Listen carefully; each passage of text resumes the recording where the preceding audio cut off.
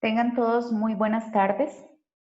Hoy tenemos la charla de preguntas y respuestas de ETABS rango elástico lineal. Hoy la charla va a ser diferente, va a ser más dinámica. Ustedes durante toda la conferencia van a ir colocando en la pestaña de preguntas y respuestas las consultas que tengan sobre ETABS y así se van a ir contestando en orden durante toda la hora. Entonces, antes de iniciar, voy a presentar al panelista. José Luis Barzuna Peinador es director de proyectos de arquitectura e ingeniería Sociedad Anónima, AISA, y director de ventas y soporte técnico AISA Soft, compañía que representa en Costa Rica a Computers and Structures y es fabricante de los programas de estructuras SAP 2000, CS Bridge y TAPS, entre otros. Y Brixis a nivel regional, que es fabricante de BricsCAD y Brixis 24/7. Asimismo, trabaja como asesor permanente en ingeniería civil estructural para diversas empresas en el país. Es graduado del programa de ingeniería de la Universidad de Costa Rica.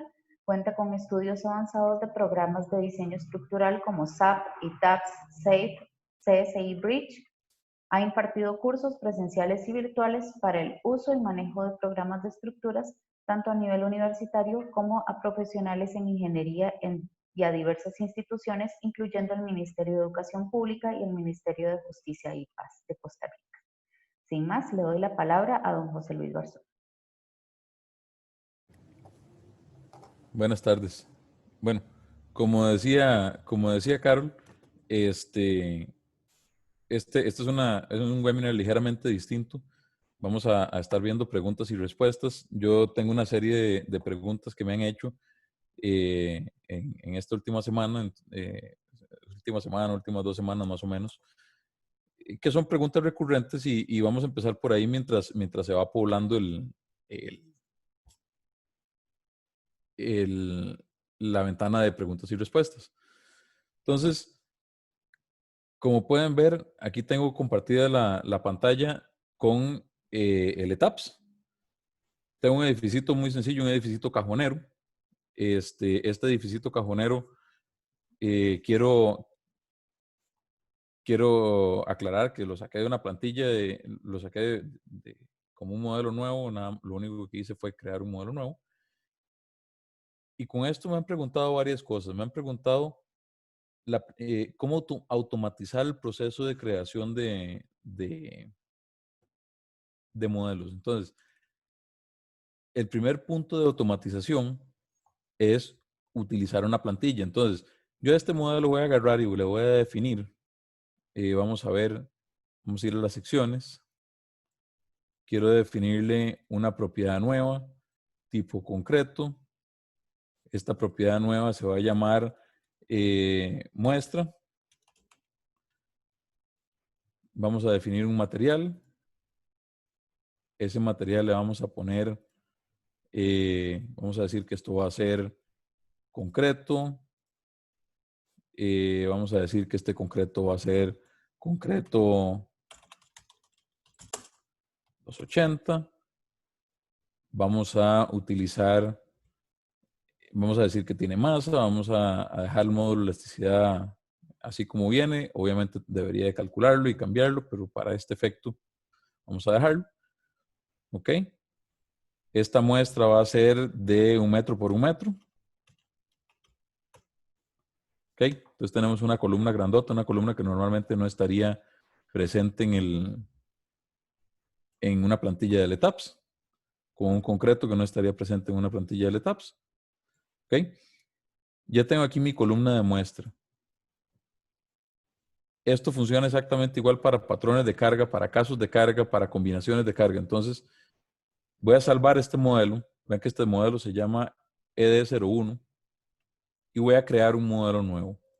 En el momento en que yo creo el modelo nuevo, él me va a preguntar cómo quiero crearlo. Si yo quiero usar los parámetros predefinidos que yo tengo, si quiero utilizar cosas que vengan de un modelo o si quiero usar los parámetros definidos por el programa. En el caso mío, o en este caso que estamos viendo cómo automatizar el proceso, yo tengo un modelo de plantilla, entonces voy a usar un modelo, ¿ok? Él me va a preguntar cuál modelo quiero utilizar, voy a utilizar el ED01, que es el que estábamos viendo, y reinicio mi proceso normal de crear el edificio. Entonces, vamos a crear un edificio normalito. Vean que desde ya yo puedo usar mi columna de muestra como sección. ¿Por qué? Porque ya él tomó todos los parámetros que venían de esa plantilla.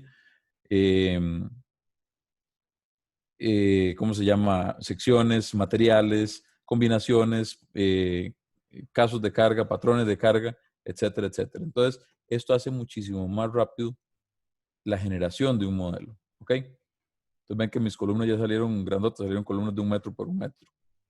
¿Ok? Don José, tenemos una pregunta de don Carlos Herrera. Ok. Voy a terminar bueno, no, está bien, entremos a la pregunta. ¿Cuál es la pregunta? En rango elástico, ¿por qué se calcula matriz de rigidez para cada patrón de carga si esta matriz en teoría no depende de cargas externas? Ok. En el rango elástico lineal no es requerido que el programa calcule una matriz de rigidez para cada patrón de carga. Ahora, el programa la calcula por defecto porque él está asumiendo que uno podría llegar a hacer un análisis no lineal a partir del modelo que uno tiene. ¿Qué significa eso? Como la matriz de rigidez en esencia depende de la geometría que yo tengo en mi edificio, entonces no tengo un cambio real entre dos patrones de carga, entre dos casos de carga realmente no serían patrones, serían casos. No tengo un cambio real entre dos casos de carga, sino que lo que tengo es que él calcula una matriz y evalúa si la matriz es reutilizable para otro caso en el rango elástico lineal. En el rango no lineal, él obvia esa premisa y calcula una matriz de rigidez para cada caso o utiliza la matriz de rigidez suavizada o alterada dependiendo del orden en el que yo lleve las cosas. Pero tiene que ver con que es un procedimiento lineal. Él agarra, calcula la matriz de rigidez en la primera vez, evalúa el edificio, en el segundo caso de carga, evalúa si hubo un cambio en la matriz de rigidez, si el modelo es no lineal o si el caso es no lineal, y si el caso es no lineal, calcula nuevamente la matriz de rigidez o utiliza la anterior, dependiendo de lo que le hayamos pedido. Y si el caso es elástico lineal, entonces él usa la matriz base, pero no la recalcula como tal cada tiro. Lo que hace es evaluar que no haya cambiado. ¿Ok? Otra pregunta que me llega muy a menudo es, volviendo al tema de automatización de procesos, ¿cómo estandarizar un juego de cargas en una oficina? Entonces, por ejemplo, en una oficina de diseño tenemos un esquema de cargas. Entonces, por ejemplo, mis cargas para techo, no importa qué techo sea, van a llevar siempre, por política de la compañía, una carga para tomar en consideración este, eh, la posibilidad de que le pongan paneles solares a ese techo o de que le pongan un jardín verde en el techo. ¿Ok? Además, por ejemplo, si estoy diseñando una oficina, entonces tengo ciertos parámetros normales que yo estoy viendo que se repiten. Por ejemplo, las cargas vivas que pide el código sísmico, las cargas arquitectónicas normales que utilizamos en un proyecto. Entonces, yo puedo venir aquí y definir estos que se llaman Shell Uniform Load Sets. ¿Ok? Estos Uniform Load Sets me permiten crear, otra vez pensando en agregarlos en una plantilla, me permiten crear un juego de cargas predeterminadas que yo pueda utilizar. Entonces, por ejemplo, vamos a ponerle set 1 a esto. O set oficina. Vamos a decir que esto lleva una carga permanente adicional que incluye acabados, divisiones livianas, etcétera. Más o menos unos 325 kilos por metro cuadrado. Y además lleva una carga viva de 250. ¿Ok? Entonces, ahí tengo mi set de cargas. Ese set de cargas, cuando yo inicio desde una plantilla, vamos a guardar esto como ED03. ¿Ok? Entonces, cuando yo inicio desde una plantilla, él también va a jalar los juegos de cargas. Y yo puedo venir aquí a esta losa y decirle que le quiero asignar una carga al elemento shell desde un uniform load set. ¿Qué significa eso? Eso significa que yo le voy a poner un set de cargas, un conjunto de cargas predeterminado que ya tengo. ¿Ok?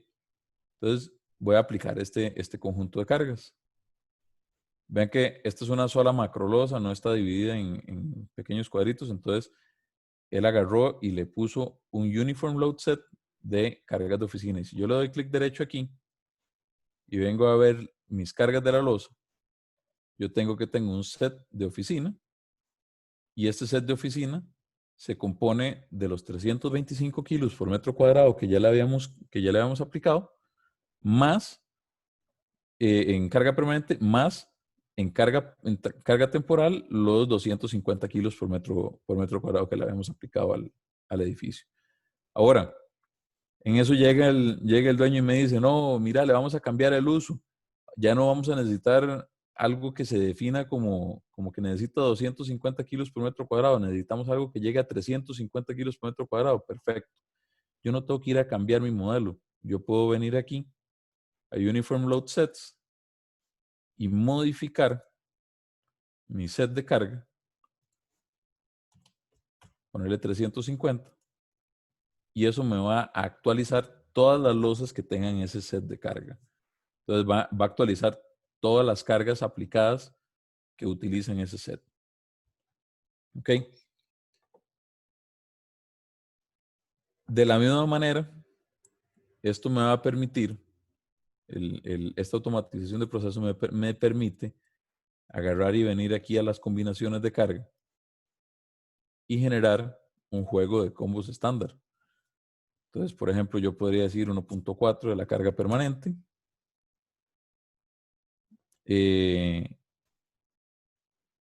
Puedo decir que tengo una combinación 2 que tiene 1.2 de la carga permanente más 1.6 de la carga temporal.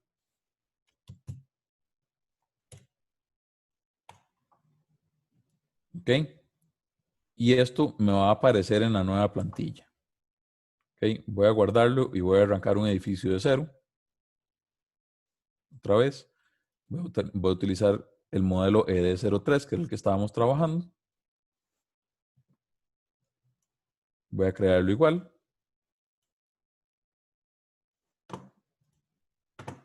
¿Ok? Ven que aquí tengo otra vez la muestra. ¿Ok? ¿Ok? Y ven que aquí ya tengo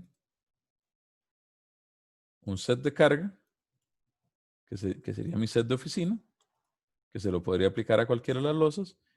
Y tengo mis combinaciones, perdón, me equivoqué. Tengo mis combinaciones de carga, las que ya yo había metido. ¿Qué significa eso? Significa que yo puedo tener predeterminadas las combinaciones del código y algunas otras combinaciones que a mí me interese tener. Por ejemplo, yo uso mucho una combinación para estimar preliminarmente el, el tamaño la dimensión de mis fundaciones cuando estoy haciendo placas aisladas, por ejemplo. Entonces, esa combinación yo la puedo tener aquí para que cuando yo creo un modelo nuevo, entonces él automáticamente jale esas cargas y no tener que ir yo e introducir esas cargas una y otra vez en cada uno de mis modelos nuevos. Ahora, hay mucha gente que me dice que esto tiende a generar errores y tiende a generar errores repetitivos porque como estoy usando una plantilla, si la plantilla tiene un error, entonces todos mis modelos van a tener ese error. Sin embargo, hay algo que hay que entender de las plantillas. Las plantillas son un proyecto en proceso. ¿A qué me refiero con eso?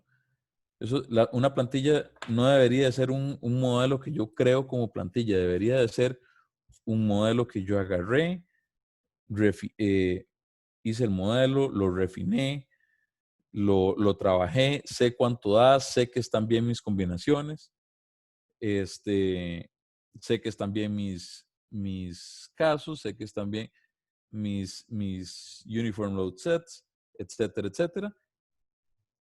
Y lo único y yo tengo que darle mantenimiento a esa plantilla. Yo tengo que, por ejemplo, el caso mío, yo tengo una meta de ponerle por lo menos una cosa nueva todos los meses a mi plantilla. Entonces ustedes ven mi plantilla estándar y mi plantilla estándar tiene 60 combinaciones diferentes, tiene 40 casos de carga distintos.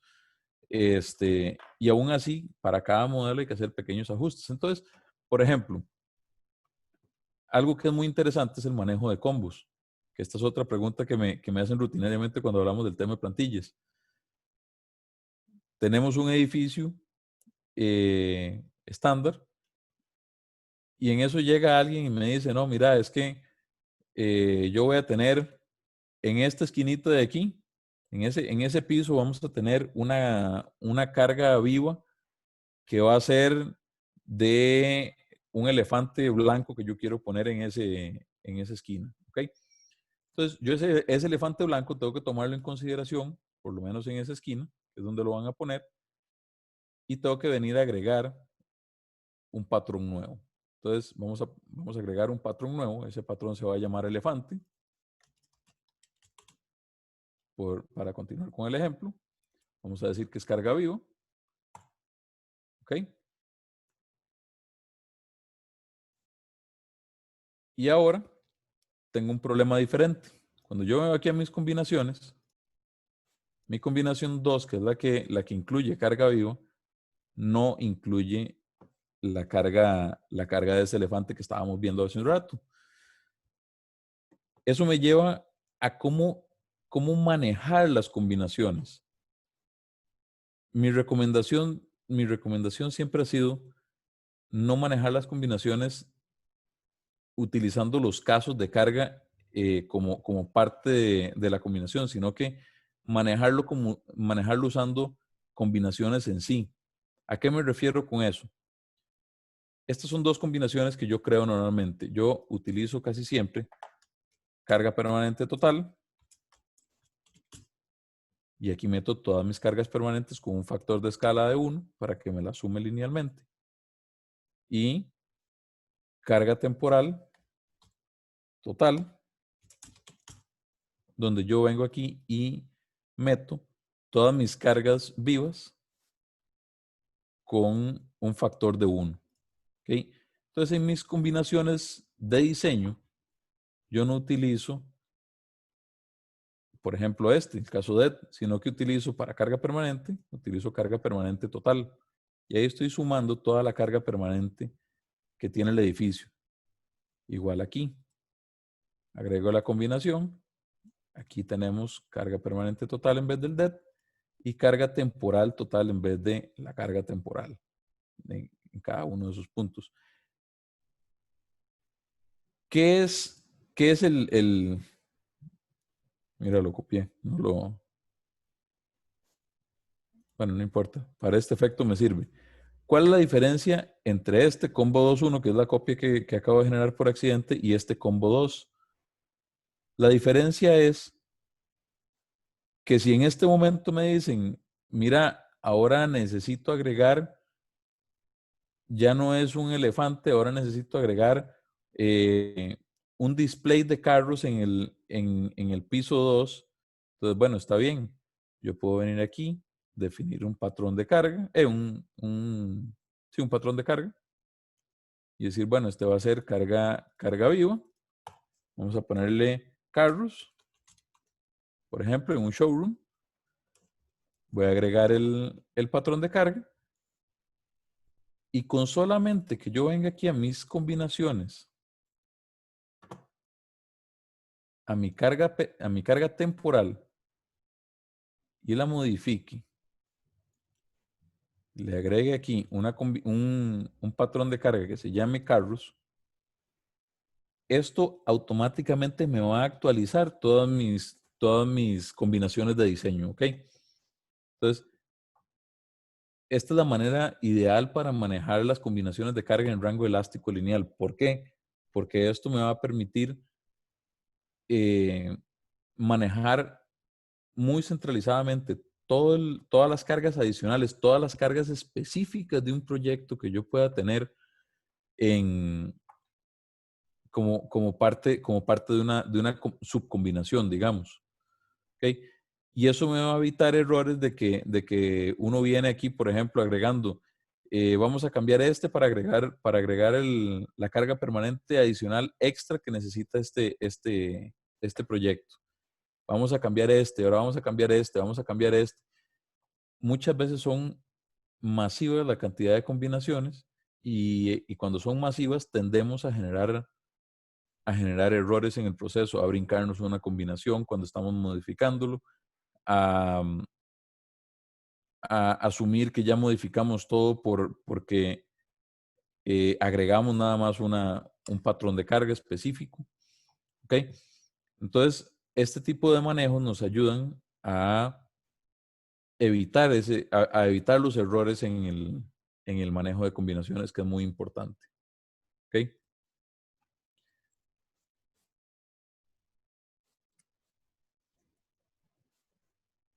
Ahí está el chat de preguntas y respuestas por si quieren, eh, por si quieren ir agregando preguntas.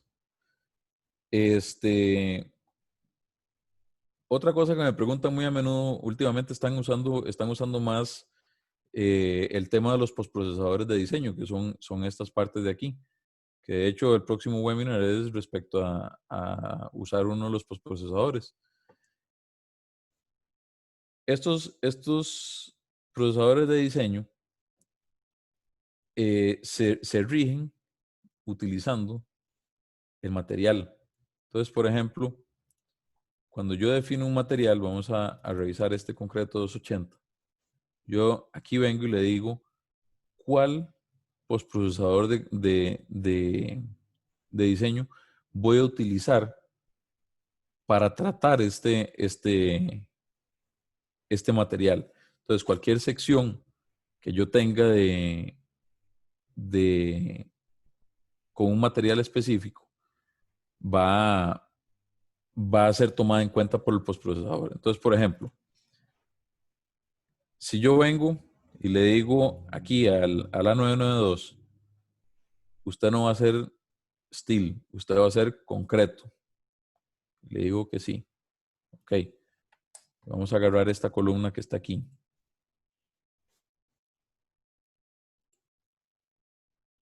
Vamos a ver. Y le vamos a decir, le vamos a asignar una sección. Esa sección va a ser una sección tipo W de A992. Vamos a ver. Creo que le di copiar otra vez.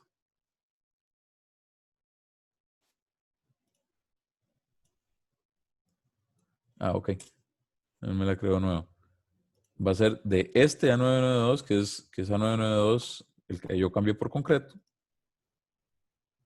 Ok. Ok.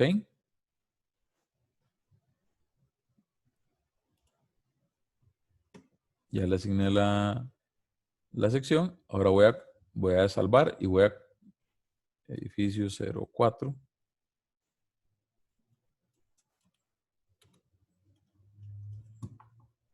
Ok. Vamos a correr este modelo.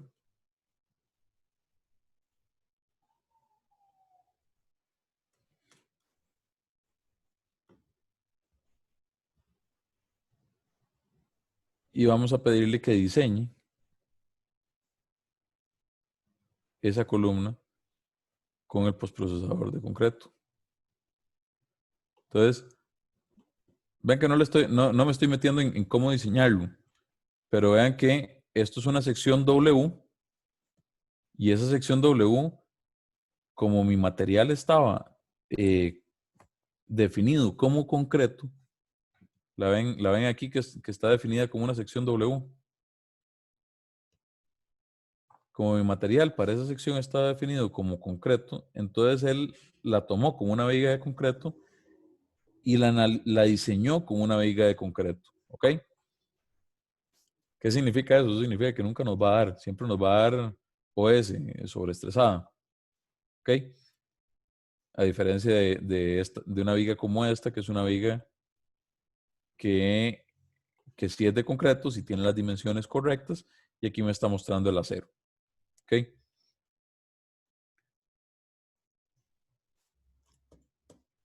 Veo que salió otra pregunta por ahí. Sí, igual de don Carlos Herrera. ¿Qué se recomienda para lograr conexión de muros a lo largo de vigas y columnas? Si se hace división de muros, las vigas y las columnas se conectan automáticamente a esos nudos intermedios. Ok. Antiguamente buscábamos tener, cuando yo venía y dibujaba un muro, yo venía y dibujaba un muro, lo ponía ahí. ¿Dónde me quedó ese muro? Ok. Vamos a pedirle que me lo ponga en todos los pisos.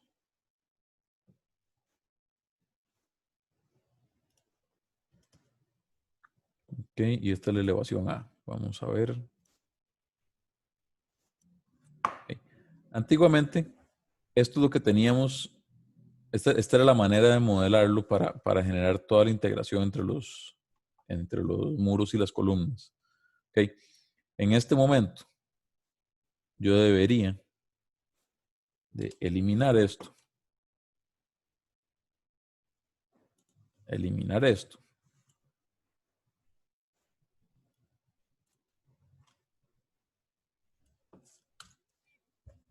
Y quedarme única y exclusivamente con el muro. Desde que yo dibujé ese muro, si lo ven, él quedó dividido por pisos. ¿Ok? ¿Qué significa eso? Eso significa que mis elementos finitos están definidos nada más aquí, aquí, aquí y aquí, por ejemplo, para este elemento. ¿Ok? Entonces, esos son los únicos 4 puntos donde ese elemento finito tiene una conexión. Si lo ven, él está conectado directamente a las vigas. Y sí existe una conexión. Ahora, este nudo tenemos que revisarlo. Vamos a pegar una chequeada a ese nudo.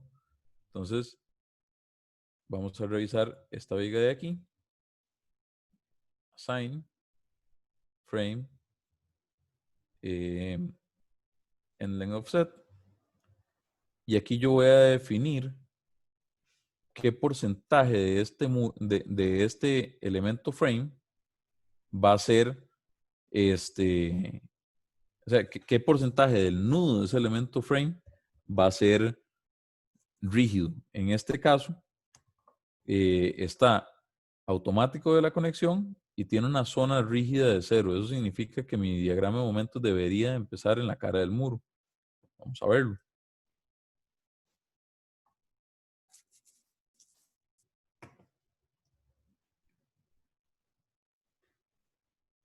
Ok. Vamos a pedir el diagrama de momentos. Sí, está bien para carga muerta.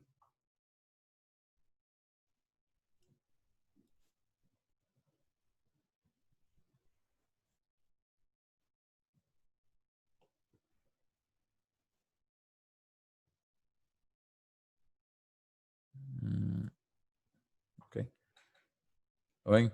Entonces, aquí contra el muro tengo una zona rígida de 0. Eso significa que mi nudo, donde está el nudo, empieza mi elemento matemático y mi elemento físico. Entonces, la rigidez se la va a calcular desde ese punto.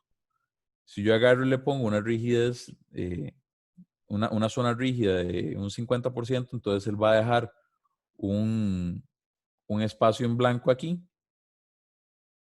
y me va a generar un espaciamiento entre la columna. Entonces, resumiendo, ¿cuál es el ideal para conectar muros y muros y vigas? No tener un elemento de borde y tener una zona rígida de 0 en el nudo de ese elemento.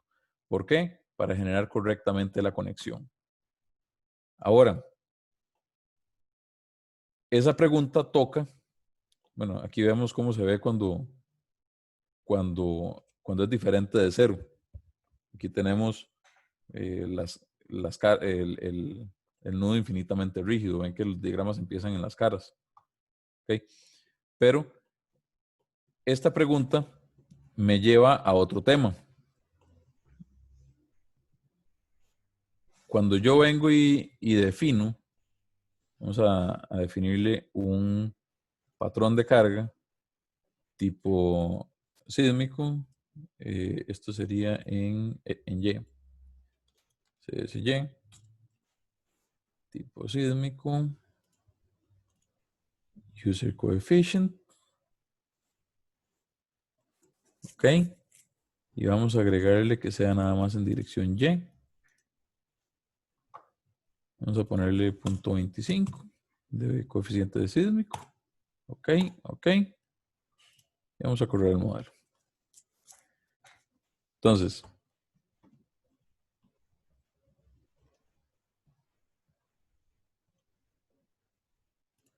vamos a pedirle ahora la deformada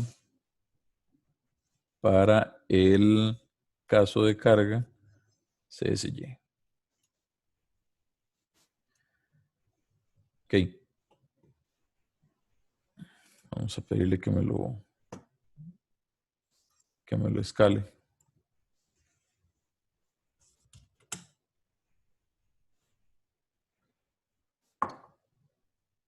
Vean que entre punto y punto del elemento finito, entre nudo y nudo, la deformación es completamente lineal.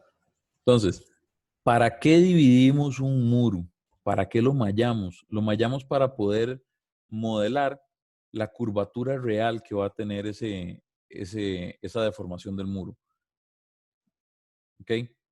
Para ver cómo se va a comportar realmente ese muro. Si no, lo que vamos a ver son deformaciones lineales entre los puntos de integración. Voy a mallarlo. Más. Vamos a ver.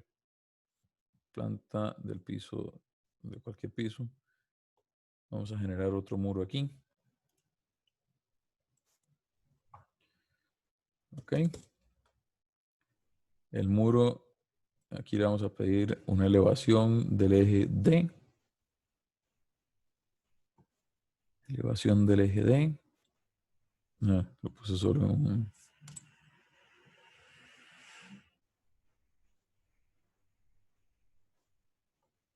Ok. Ahí tenemos el muro. Este muro del eje A lo voy a mallar. Vamos a decirle que lo quiero mallar. Voy a mallarlo a mano. En un 4x3.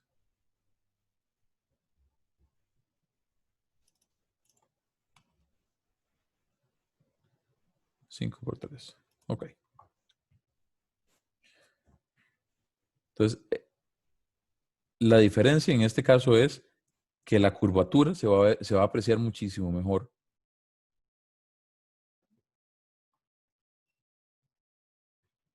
Ok. Vamos a ver. Tenemos otra pregunta, don Carlos Herrera. Sí. Ya voy porque esa pregunta ya la vi, está relacionada a esto mismo.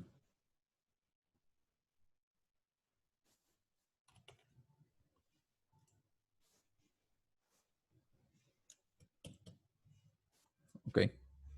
Entonces, si uno se va a ver este modelo entre,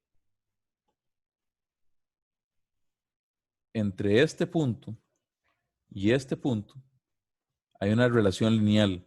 Y si me voy a ver este punto contra este punto, ya si me voy a verlo por deformaciones, no hay una relación lineal. ¿Por qué? Porque tengo un nudo aquí, tengo respuestas intermedias en mi muro. Ahora, esto no se echa de ver tanto en un modelo pequeño, en un modelo ya de unos 10, 12 pisos se echa de ver muchísimo más, ya cuando estamos lidiando con dobles curvaturas, con ese tipo de cosas. ¿Okay? En este caso, para responder la pregunta dice, en este caso que generaste, las columnas de borde se integran al muro. No. Y no se integran al muro porque en este caso no tengo columnas de borde. Hace un rato estábamos hablando de la matriz de rigidez. La matriz de rigidez se compone meramente de componentes geométricos. ¿Qué significa eso?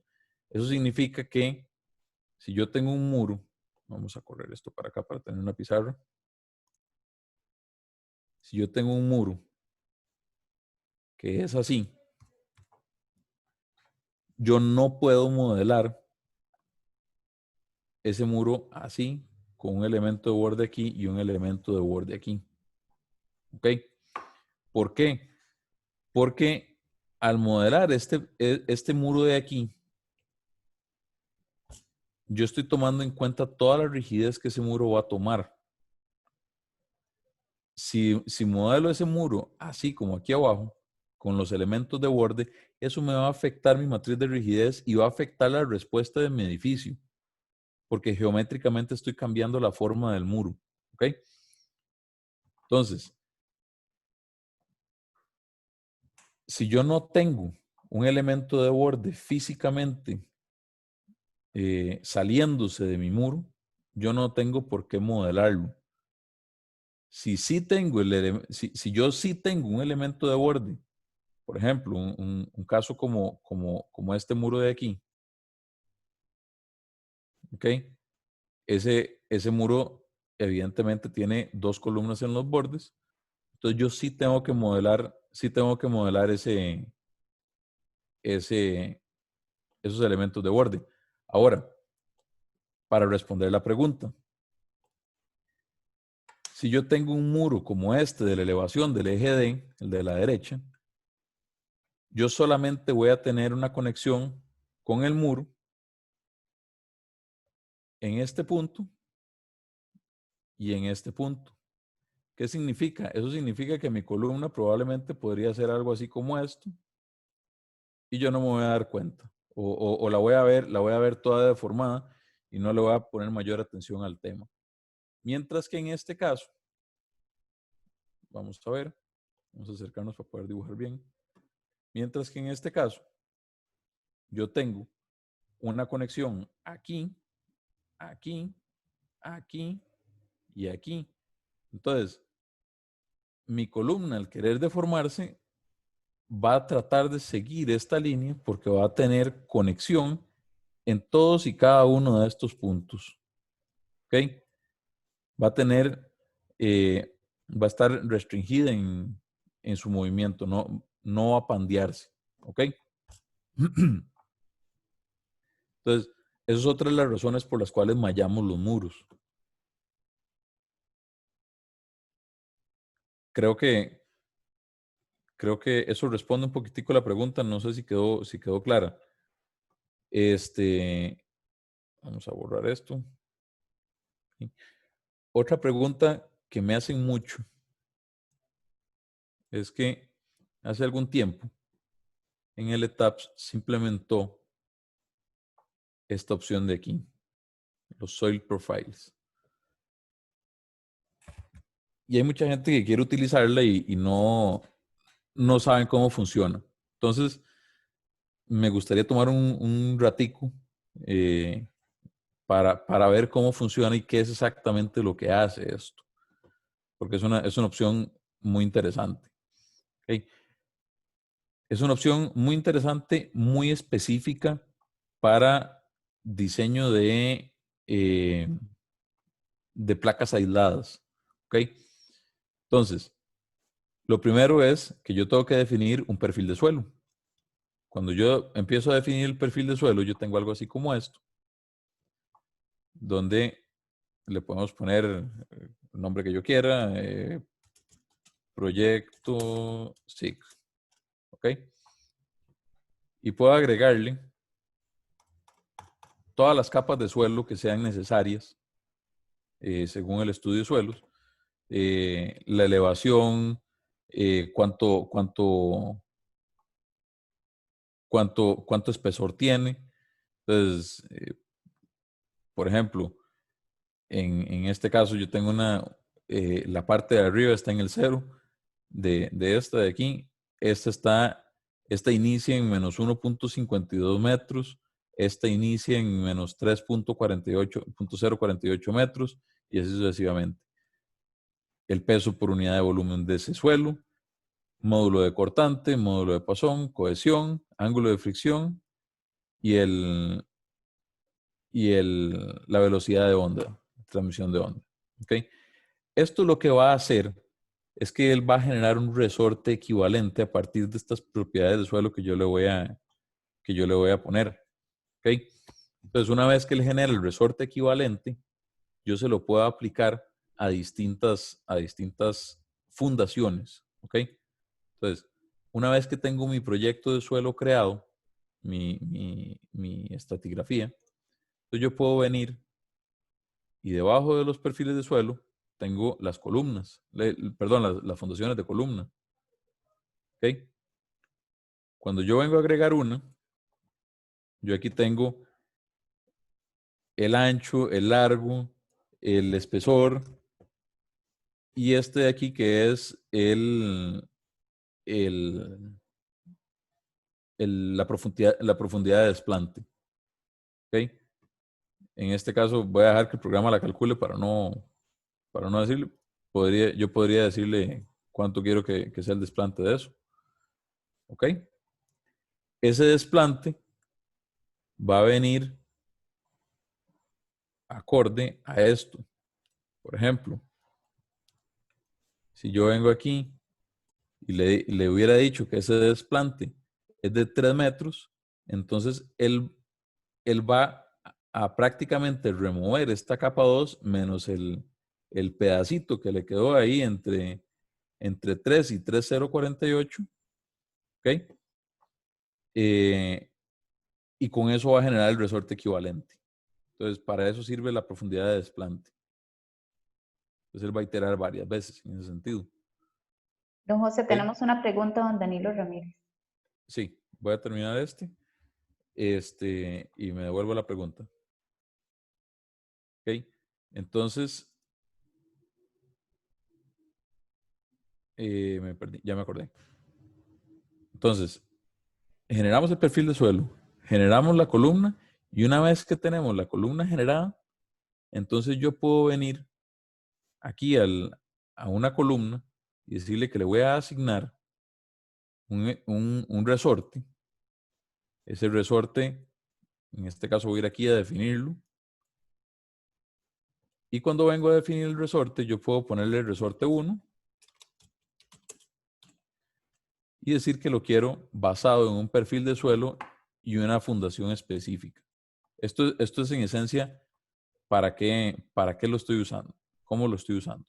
Entonces, yo tengo un suelo, tengo 10 columnas diferentes, escojo la que me sirve.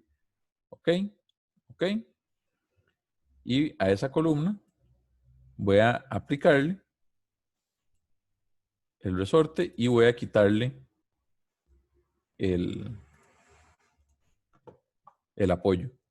Porque ese resorte genera mi apoyo equivalente con una fundación del tamaño dado. ¿Ok? Vamos a correrlo para ver cómo se ve eso.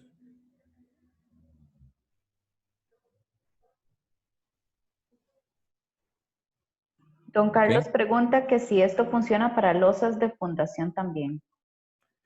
No, esto específicamente en el ETAPS está implementado para fundaciones de placa aislada, nada más. ¿Ok? Pero aquí yo tengo cuántos son los desplazamientos, puedo sacar las fuerzas en el resorte, puedo sacar eh, todo lo que yo sacaría de una fundación normal, de un apoyo normal, pero tomando en cuenta la integración suelo-estructura, pensándolo como un elemento finito con un resorte equivalente. ¿Ok? Vamos a devolvernos a la pregunta de don Danilo. Sí, don Danilo Ramírez pregunta, entonces, una de las razones de mallar los muros es tener un análisis que se aproxima más a la realidad del comportamiento de la estructura. Sí, es correcto. En el momento en que dejamos de mallar los muros, estamos obviando todas las posibilidades intermedias que podemos tener en el muro, incluyendo las curvaturas que se puedan generar internamente. ¿Ok? Eh, Eso pensando en un edificio un poco más alto se vuelve más importante. En un edificio que tenga, donde el muro lleve elementos de borde, se vuelve mucho más importante. Precisamente porque vamos a tener esa integración muro-columna entre, entre el elemento de borde y el muro. ¿Ok?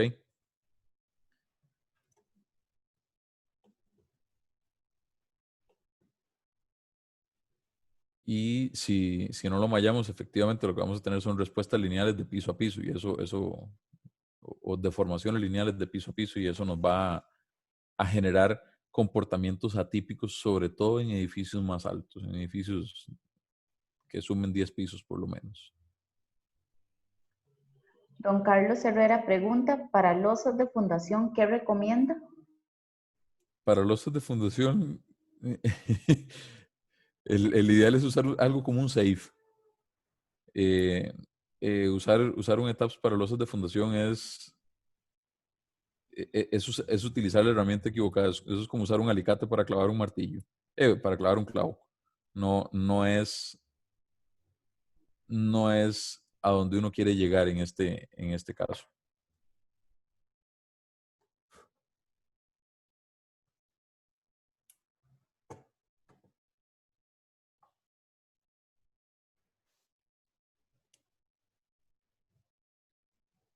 No sé si quedarán alguna otra pregunta. ¿Alguien con una duda de algún otro tema específico? Pero la idea de estos webinars es precisamente que se puedan sacar todas las dudas que tienen. eh, Aquí hay una, don ajá. José, dice, no sé si está dentro del alcance del webinar. La pregunta sería si hay alguna diferencia entre colocar un entrepiso como una megalosa o colocarla por partes. Ok. Claro que está dentro del alcance del webinar. Eso va a depender mucho. Ok.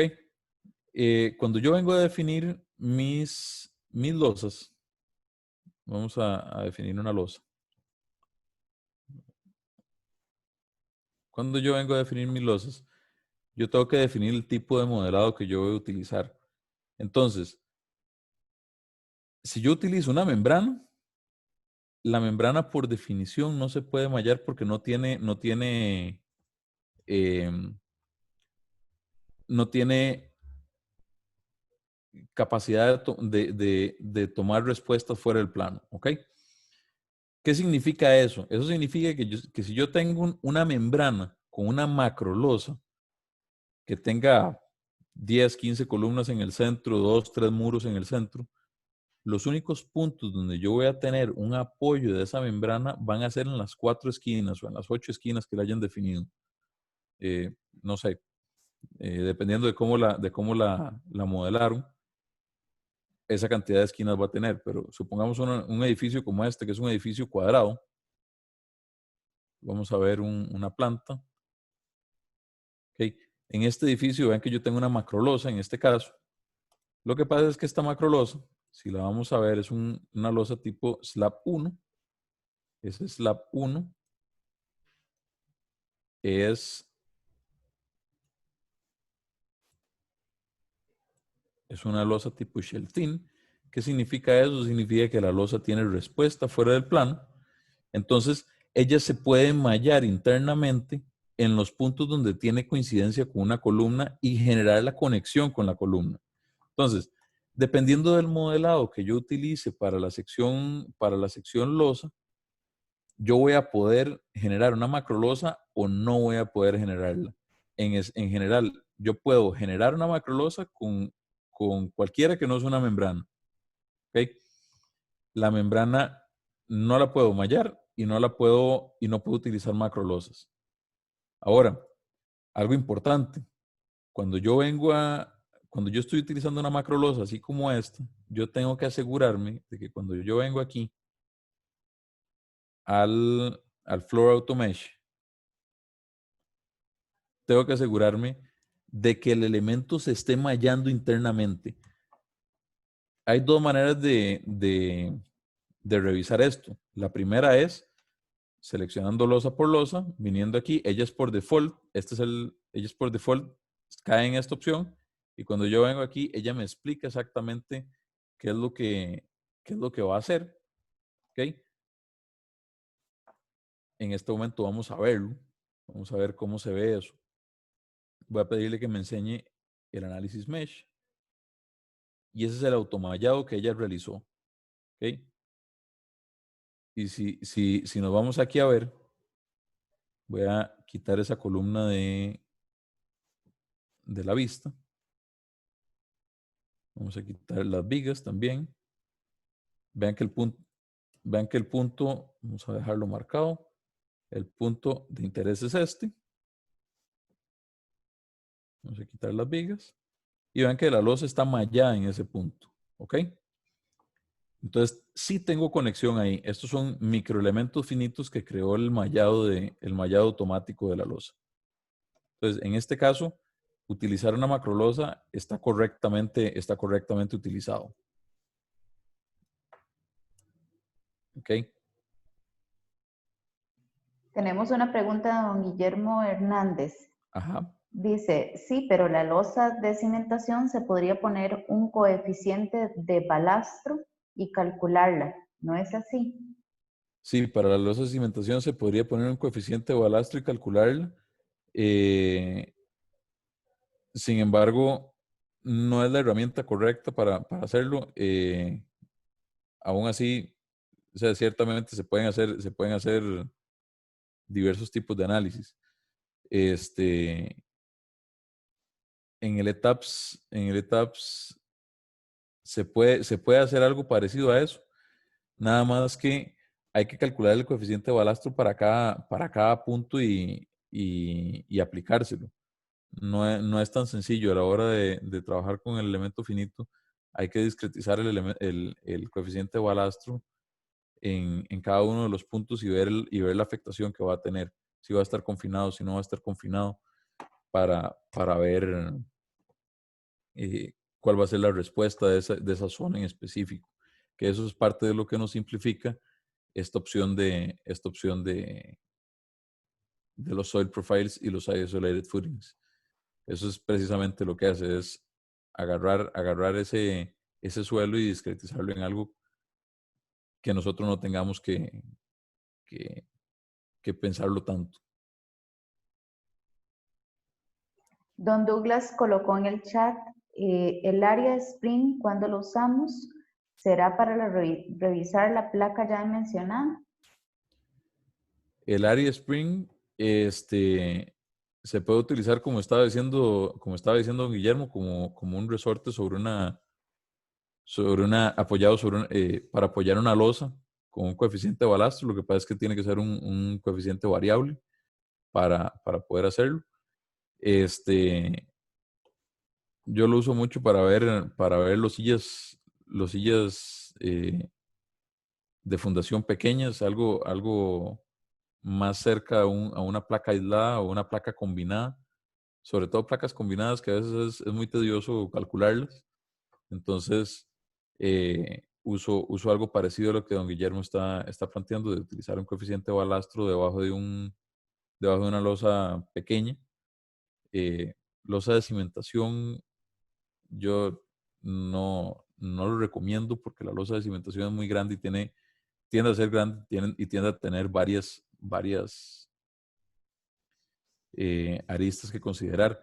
Pero en una losa pequeña, en una placa combinada, por ejemplo, perfectamente puedo usar un coeficiente un resorte de área que sirva como integración sobre estructura entre mi edificio, entre mi placa y mi suelo.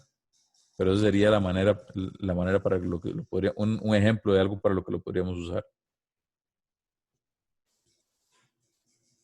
Jocelyn Morales consulta, al usar, perdón, el comando Mesh Areas, se realiza una división física del muro, se crean varios elementos, mientras que al utilizar la opción de AutoMesh, se realiza el enmallado, pero se sigue teniendo un solo elemento. ¿Esto genera alguna diferencia importante en la transmisión de cargas? ¿Cuál de las dos opciones es recomendable usar? Ok, eso va a depender. A mí personalmente me gusta el automesh en las losas y me gusta el mallado manual en los muros. Y les explico por qué. Voy a correr este modelo para mostrarlo. Vamos a ver, esto estaba en la elevación A. ¿Ok? Entonces, vean que en este caso yo tengo la losa de fundación se malla muy bien a nivel de perdón, la losa de una losa entrepiso, una losa en general, se malla muy bien porque lo que uno realmente necesita es eh, que tenga conexión con todos los elementos de soporte. Y de ahí en fuera ya decida sacar las fuerzas internas, sea utilizando un section cut o un design strip. ¿Ok? En el caso específico del muro, por ejemplo, si yo tengo un muro, algo así como esto. Vamos a quitar vamos a quitar este. ¿Ok? Si yo tengo un muro algo así como esto, ven que tiene una ventana en cada piso. Entonces yo tengo que venir a generar piers y spandrels, ¿ok? Para poder analizar ese muro. Entonces cuando yo voy a generar los piers y los spandrels y yo lo tengo automallado, yo puedo generar un solo pier o un solo spandrel para el elemento muro. Pero no puedo hacer, por ejemplo, tomar, por ejemplo, vamos a agarrar esta sería la definición ideal de piers y spandrels. Vamos a ver P1, P2, 3, 4. 1, 2, 3, 4. Ok. Entonces a este le vamos a asignar un peer label P1. A este le vamos a asignar un P1. A este y le vamos a asignar un P2.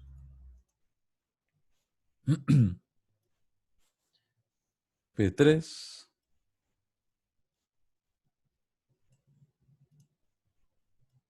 y P4.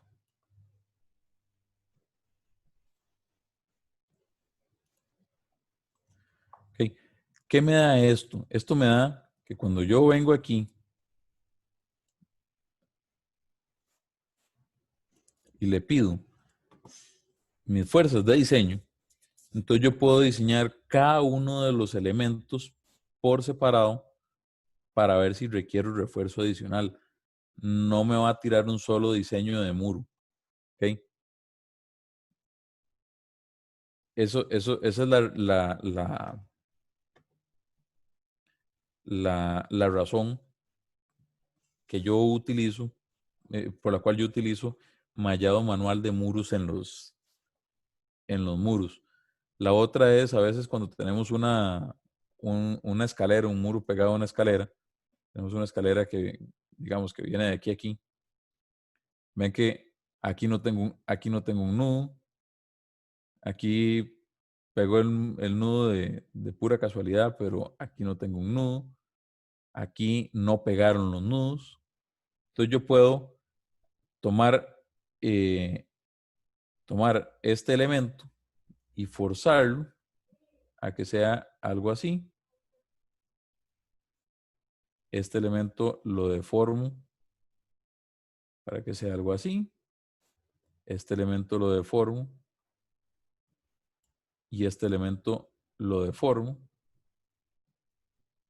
para poder llegar a tener conexión con esos nudos específicamente. ¿Ok? Pero esa es la razón. O sea, con el muro mallado a mano, uno tiene muchísimo más control de lo que está viendo. Uno tiene la habilidad de diseñar cada parte por separado, analizarlas y diseñarlas por separado, de tal manera que yo pueda ver si hay una concentración de esfuerzos en un sitio específico. ¿Ok?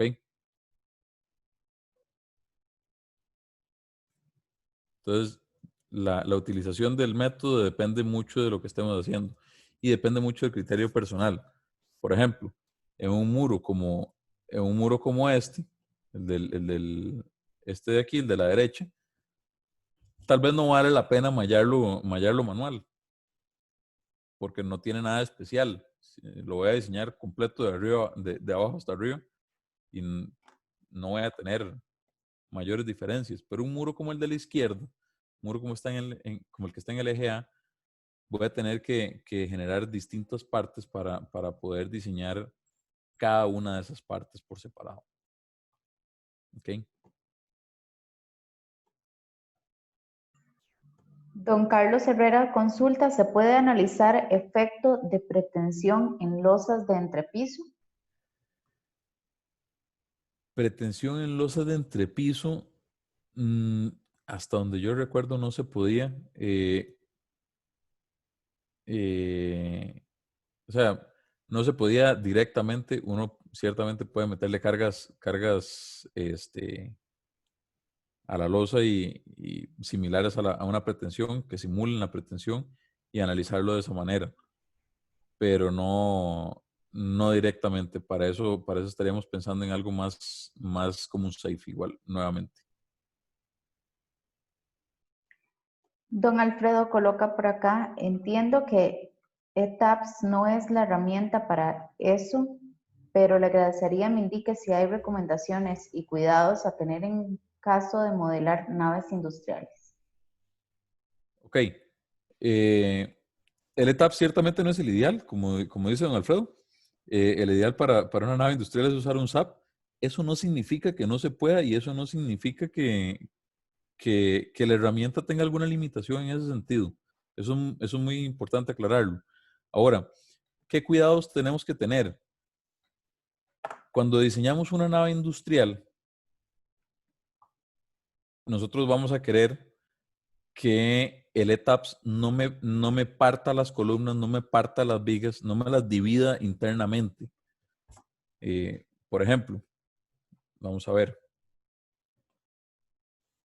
Voy a soltar este modelo.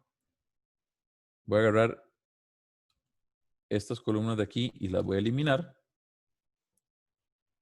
Y las voy a recrear. Vamos a buscar una muestra, que es lo que estábamos usando. Ahora sí, voy a crearla de aquí a aquí. El ETAPS, a la hora de generar el modelo de esta columna, él me lo va a partir internamente en todos los pisos. Y eso es porque él está pensado para edificios. Ahora, en el caso de una nave industrial, a mí no me gustaría tener que estar viendo que el programa me partió la columna. Entonces, en el caso de una nave industrial, lo que normalmente hacemos es que la altura de piso desde el piso hasta la cumbrera, la tomamos como un story, como un solo nivel. E internamente le ponemos planos de referencia. ¿Cómo se ponen esos planos de referencia? Esos planos de referencia yo puedo venir aquí a la hora de modificar las grillas. En la grilla que estoy utilizando, puedo modificarla aquí, no en los stories, sino en la grilla en sí. Yo puedo venir aquí y poner planos de referencia. Esos planos de referencia tienen una altura. ¿Cuáles son esos planos de referencia? Por ejemplo, la altura al codo podría ser un plano de referencia, que es probablemente el sitio donde más fácil se va a poder ver, porque ahí voy a tener un nudo donde va a pasar de ser columna a ser la cuerda superior o la viga de la nave. Y eso me va a generar dos elementos separados, unidos en un nudo matemático que está en un plano de referencia a la altura del codo, donde esos dos elementos son uno la columna y otro la viga. Así los puedo diseñar separados. ¿Okay? Pero en esencia, ese es uno de los cuidados más grandes que hay que tener. Mantener todo dentro del mismo piso y dividir las alturas utilizando planos de referencia de tal manera que el ETAPS no me haga un picadillo de columnas y vigas en sitios donde no deberían de estar. Otros cuidados que hay que tener, mucho de eso hay que pensarlo como si fuera una cercha. Entonces hay que tener cuidados parecidos a los que vimos en el webinar de cerchas, asegurarse de que los releases estén correctamente colocados. Por ejemplo, si tenemos un marco triarticulado, entonces colocar los releases en el nudo de cumbrera. Por ejemplo, si tenemos una cadena americana uniendo los marcos fuera del plano, por ejemplo, asegurarnos de que esa cadena americana esté correctamente parametrizada como si fuera una cercha, que la cuerda superior y la cuerda inferior sean continuas, que las cuerdas internas tengan los releases correctos. Ojalá que las cargas estén aplicadas en los nudos. Sé que eso es difícil, pero bueno. En esencia, el cuidado más grande, repito, que hay que tener es manejarlo todo dentro del mismo story, dentro del mismo piso. Y las divisiones, hacerlas a nivel de planos de referencia.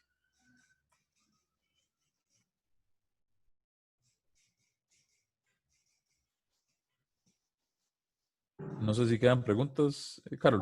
No, José, no quedan preguntas, más bien por la hora, yo creo que ya iríamos cerrando el webinar de hoy.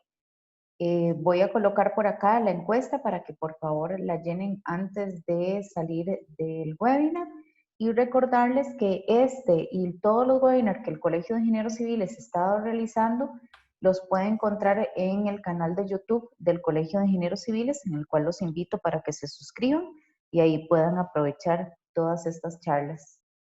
Muchísimas gracias, don José, por la charla del día de hoy. Gracias a todos los que participaron y les estaremos enviando vía correo electrónico el certificado de su participación. Tengan todos muy buenas tardes.